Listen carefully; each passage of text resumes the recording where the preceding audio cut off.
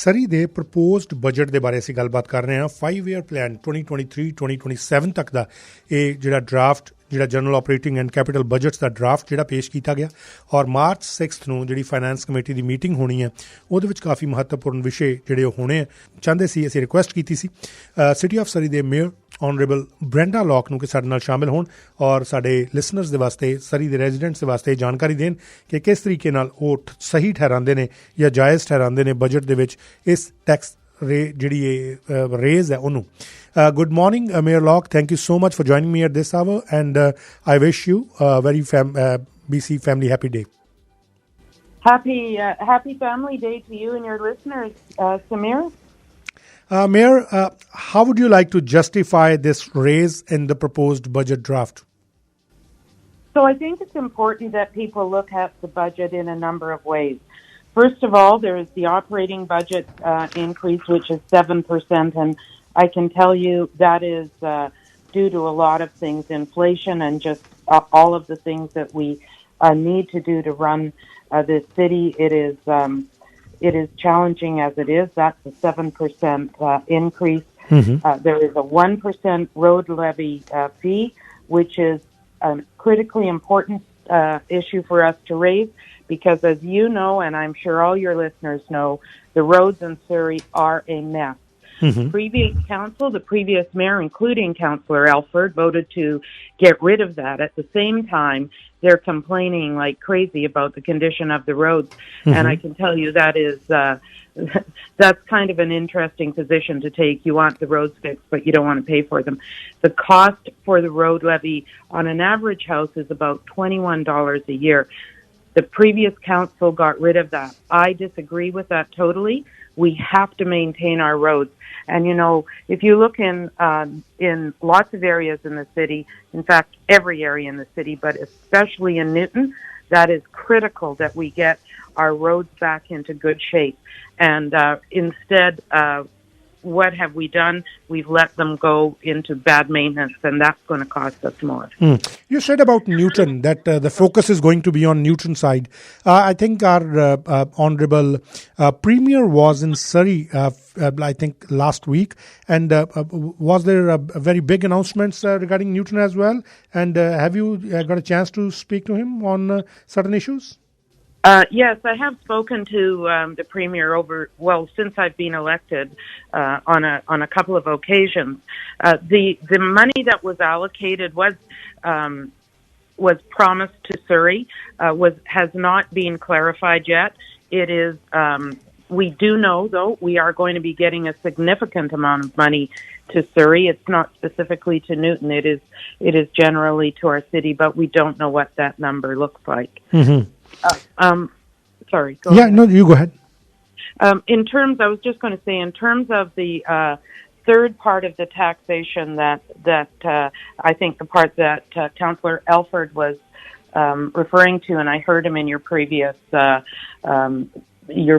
interview. Mm-hmm. He's talking about the 9.5% that is an increase to deal with the police transition. And I found it rather interesting that the Councillor Alford is saying to wait, when last year he was rushing the budget through 2 days before Christmas with only giving people 4 days to talk about it.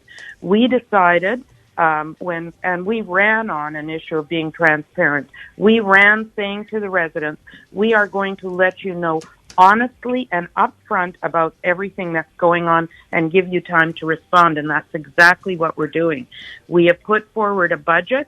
It's not the best budget, I can tell you. I am not happy with it, but it is a budget that we are faced with due to the incredible mismanagement of the last 4 years of McCallum, Elford, and Niagara, and all of the Safe Surrey Coalition team that never ever really paid attention to the accounting in this city. And I also heard Councillor Elford talk and say that they were building all these great things in Surrey. They proposed them. They never, ever financed them. Because I can tell you, when he said we were getting a 2.9% increase in our taxes last time, that was not truthful. We did not, because they raised a tricky little way of raising taxes, and they called it a capital tax. They increased that capital tax. If you related it, that was almost, on an average house, a 10% increase. So they gave you a 10% increase plus a 2.9. They forget to talk about that. But I can tell you we are being absolutely transparent with this budget, and I do welcome people. That's the one thing I agree with Doug about. I welcome people to come and tell me how we are going to get our fiscal house back in order after 4 years of complete and utter mismanagement by the previous council. But Mayor, one of your slate's member, they were raising a figure of $520 million shortfall as well. So that figure is not there anywhere in the proposed budget or draft. Well, that figure was if we went ahead with the Surrey Police Service. And if we are to go ahead with the Surrey Police Service, and you add the $235 million that our staff have already talked about, and all of those other additional costs, including the $116 million shortfall that we're talking about today, and all those other levies and costs and increases, we were very, very close, or she was very, very close on her numbers. In fact, almost identical. But so the $520 million is not only for the policing. That's what we can say? No, that $535 that we were talking about during the election was made on projections that we understood at the time. But now that we're looking at the numbers, they are very close to what we are seeing today. And so her numbers actually were very accurate. Because if you recall, in December, I think it was, our CFO told us that if we are to continue with the Surrey Police Service, in 5 years, it will be an additional $235 million for operating alone, not including all of the capital costs. This all gets very, very complicated to me, and I'm dealing with it every day. But it is a very, very costly move forward to go with the Surrey Police Service. And if people think their taxes are going to be high today, they would be extraordinarily more high in the future.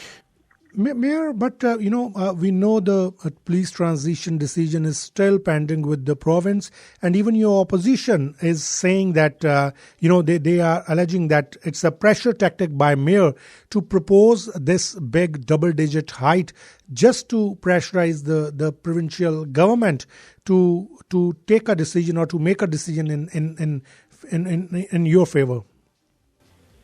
Well, that's absolutely false. I mean, we have to do a budget. We have to present a budget. And, it was the same Doug Elford and his team that last year said, we have to rush this budget through. And that's why we couldn't have consultation with the public. We have to rush it through by the end of the year. And now he's saying, hold on, we'll wait. That's not how it works. We only have one meeting in March. We said we would give the public 2 full weeks to contemplate and consider and talk about the budget. And that's exactly what we're doing. We don't have time to wait. And you're absolutely right. The minister could still come back and say we have to stay with the Surrey Police Service. If that's the case, we're going to have to redo this again. I don't know how, but we will. And so it's all under consideration. But we have to get our budget done. And normally, Surrey would have it done before Christmas time.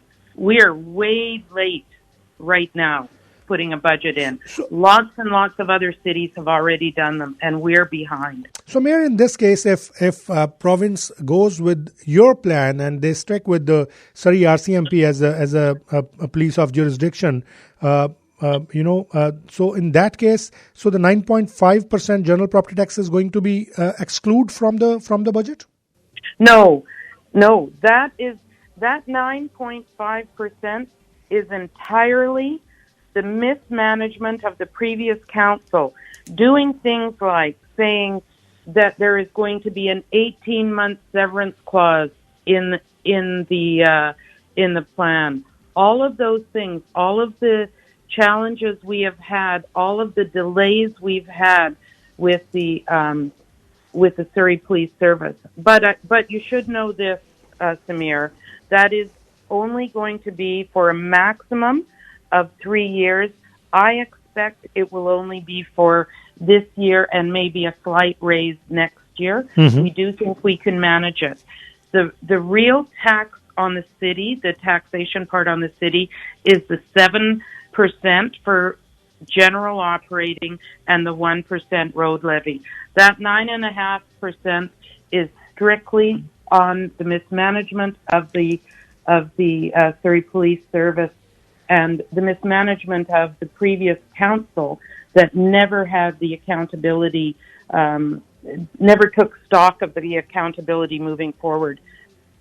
If we had not started the transition, mm-hmm. we would not be dealing with the 9.5%.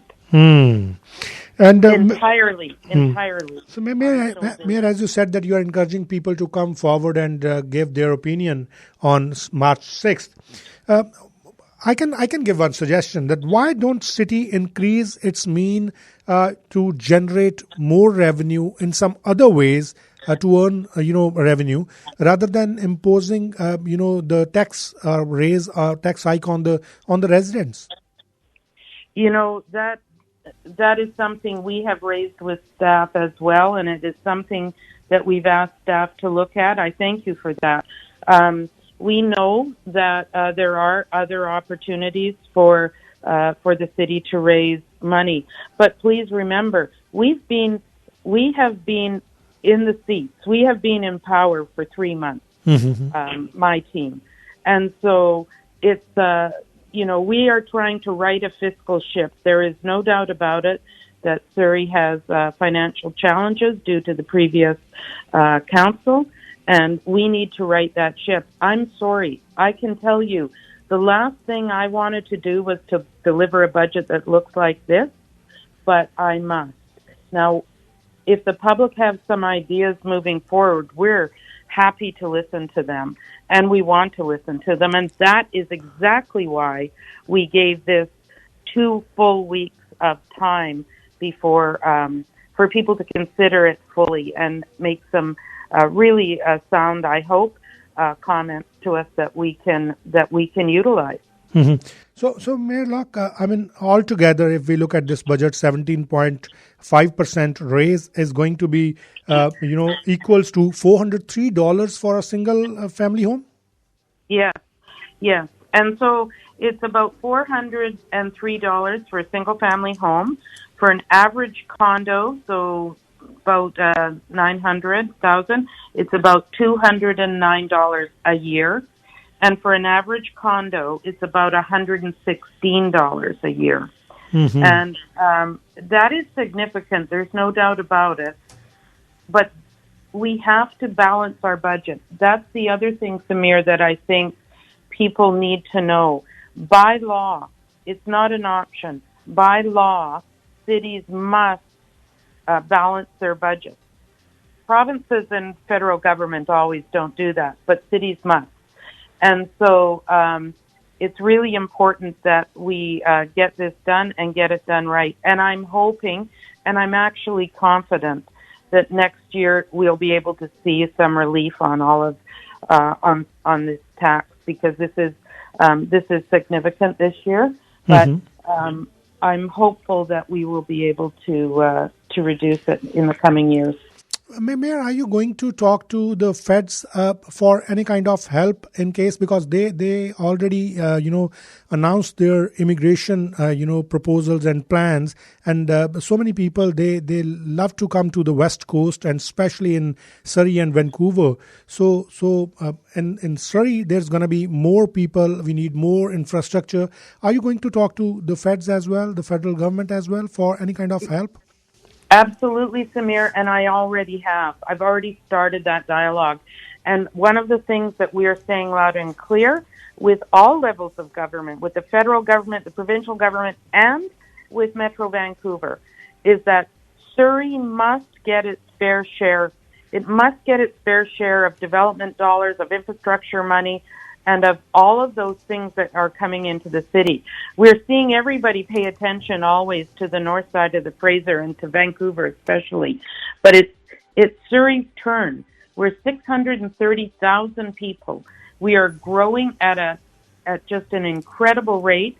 And, it's great that the federal government can say we're going to bring in 500 million people as new Canadians. We're fine with that. But give us the infrastructure dollars that go along with it. Absolutely. And I've been very, very firm. I've met now with 3 or 4 provincial ML or ministers, and certainly I've met with many of the cabinet ministers in Ottawa too, and our local MPs. And I can tell you, some of our local MPs have been very supportive in that way as well. They understand the growth in this city. Mm-hmm. And what kind of response have you got from there? Like, is it a yay or is it a nay? Yeah, it's been very positive, and my conversation with Premier Eby has been very positive. He knows that Surrey is the place where new Canadians are coming, where new people are coming, and he does understand the need for infrastructure. We just met with the Minister of Education last week and have been very clear. We need schools. No question about that. We can't keep building housing without schools. So that is something that is critically important. Definitely. And, yeah. Mayor Locke, what would you like to say to our public safety minister, especially when the decision is still pending, people are waiting, and now we are, 17.5% tax increase, hike on residents.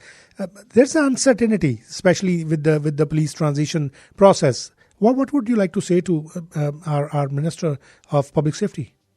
Well, I fully recognize that the minister has a responsibility to the entire province to make sure public safety is safe and effective throughout the province.